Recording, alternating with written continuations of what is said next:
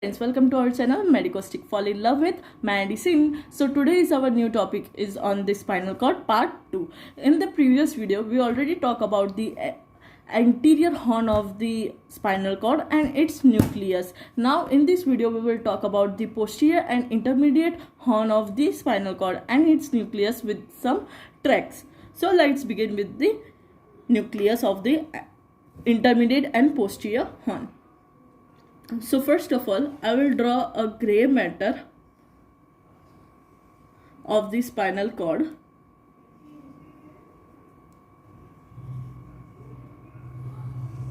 Okay. So this is our gray matter of the spinal cord. This one is the anterior horn. Here it's a intermediate horn. And this one is the posterior horn. So if you didn't see our video on the anterior horn and its nucleus, it is already, link is in description. So intermediate horn of the spinal cord consists of two nucleus. The one which is right medially to laterally to the central canal, and the one is on the corner like here. Okay, this nucleus that is medially to the gray matter, it is known as intermedialis nucleus or medial nucleus, and this one is known as intermediolateral or lateralis nucleus. So that's it. There are two nucleus in the intermediate. The one which is medially, it is known as intermediolateral nucleus, and the one which is laterally, it is known as intermediolateral nucleus. Now we will talk about the posterior horn of the spinal cord. So here on the marginal side, this nucleus is known as postero marginal nucleus. Okay, then we have a C-shaped curve here which is known as substantia gelatonia, or nosa. Right, now we have two nucleus, the main two nucleus of the posterior horn. This one is known as nucleus proprius, or you can say proprial nucleus, and this is known as dorsal nucleus. So these are the nucleus of the spinal cord, gray matter of the spinal cord. So now we will talk about the tracks of this spinal cord.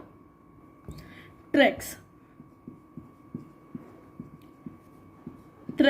is actually divided into two parts: descending tracks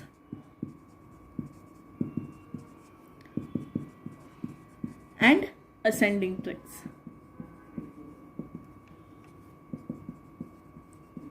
Descending tracks, it further divides into, or it includes, pyramidal,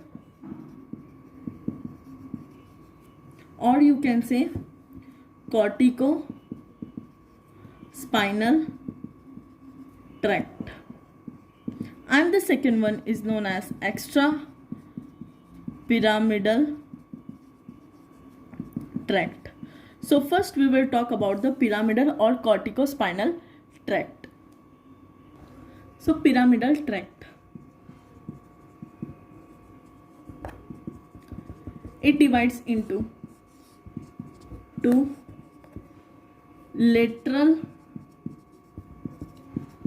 corticospinal tract and anterior corticospinal tract. Okay, lateral corticospinal tract found in the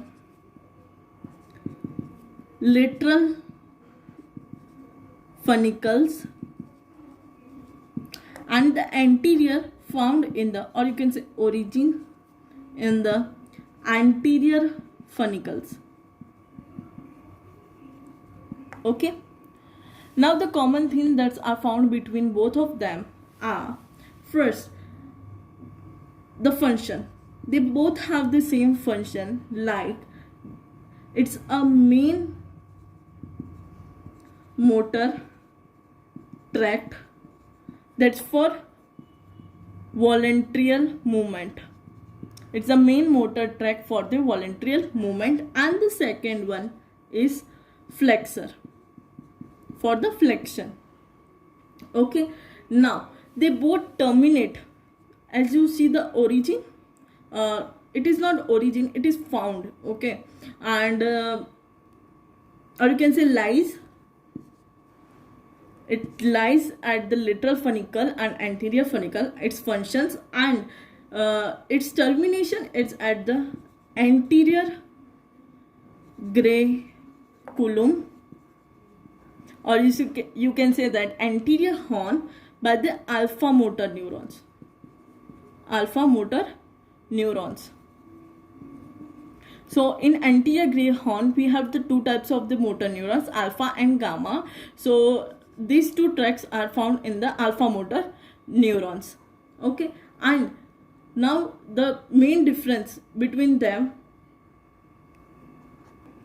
is that lateral corticospinal tract crosses at medulla oblongata. This lateral corticospinal tract crosses at the medulla oblongata, whereas anterior corticospinal tract crosses at spinal segment. Okay, so the cross sections of the lateral corticospinal tract in medulla oblongata, it is 80%.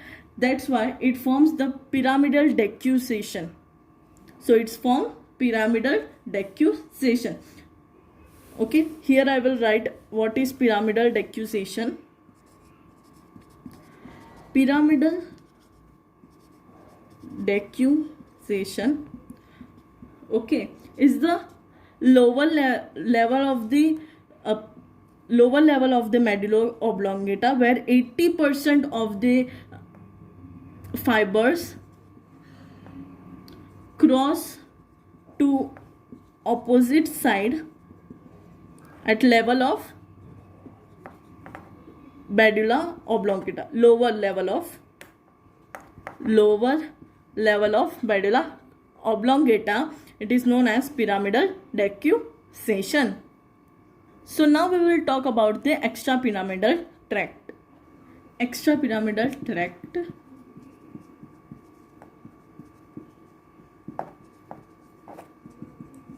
it consists of 6 tracts. 6. The first one is known as rubrospinal tract. In this video, we will cover only 3 tracts of the extrapyramidal tracts, and other we will cover in the next video. Okay, so rubrospinal tract. If you split this name into 2 parts, rubro and spina. Rubro means red cell, or you can say red nucleus. So rubrospinal tract origin from the red nucleus of midbrain, okay, and inserted into, or you can say terminate into anterior horn of spinal cord. Okay, so its main function is to control tone of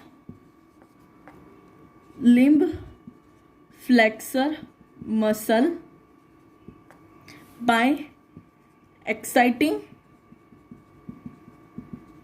motor neurons. The motor neurons are alpha and gamma. So the next tract is medial reticulospinal tract. So by name we will get some idea is that reticulo and spinal medial side. Okay, so these fibers like this tract is formed by fibers of the reticular formation in pons. So it's formed by fibers from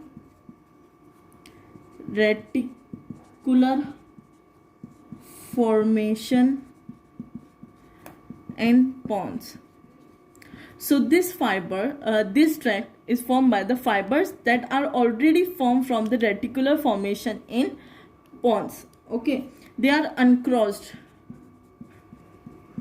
and this tract is uncrossed tract. Like rubrospinal tract was cross tract, they will cross each other. The tract, both side tract will cross each other, but this tract does not cross each other, and it will found in cervical segment only.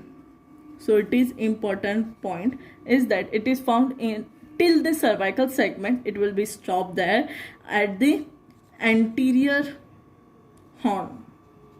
Okay, same. And it also control, so its function control the activity of alpha and gamma neurons. So it helps in the voluntary movements, it helps in the reflex activity, every activity that are related to alpha and gamma neurons. It will be included in medial reticulospinal tract. Okay, now the third tract of the extrapyramidal tract is the lateral reticulospinal tract. Lateral reticulospinal tract is same as the medial reticulospinal tract. So here I will write like this. This tract is formed by the fibers from reticular formation in brainstem. So medial reticulospinal tract was formed only from the pons, but this lateral reticulospinal tract is formed by the brainstem. Like it includes midbrain, medulla oblongata, and pons by the fibers of all three brainstems. Right now, these fibers are uncrossed and crossed too. Okay, and it is not till the cervical segment, it's till thoracic segment, and it is found on anterior white column. And medial reticulospinal tract, it also found in white column only. Okay, and its function is same as the anterior medial reticulospinal tract, is that controls the activity of alpha and gamma, but for flexors.